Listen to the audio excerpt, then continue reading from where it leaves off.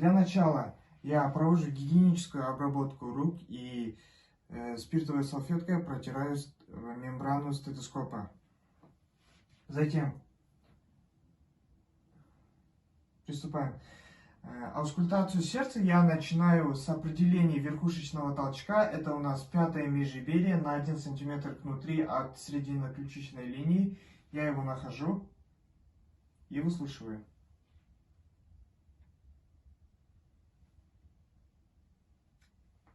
Первый тон сильнее второго. Здесь мы прослушиваем митральный клапан. Вторая точка — это второе межреберье по правому краю от грудины.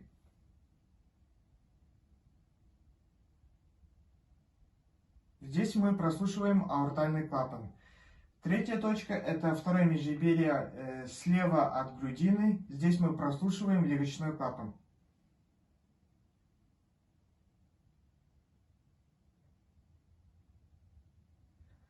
Затем мы прослушиваем основание мечевидного отростка грудины.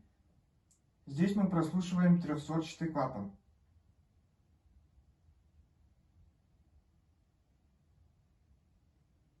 Хорошо.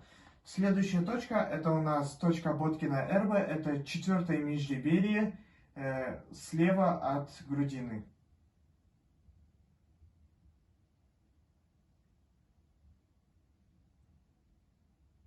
Здесь мы также прослушиваем аортальный клапан. Заключение. У данного пациента тоны сердца ритмичные, шумов не обнаружено. Техника подсчета частоты дыхательных движений. Для начала нам необходимо усадить пациента и придать ему удобное и спокойное положение. Затем берем руку и считаем пульс. В это время мы запускаем секундомер на 1 минуту и считаем количество дыхательных движений, то есть это фаза вдоха и выдоха.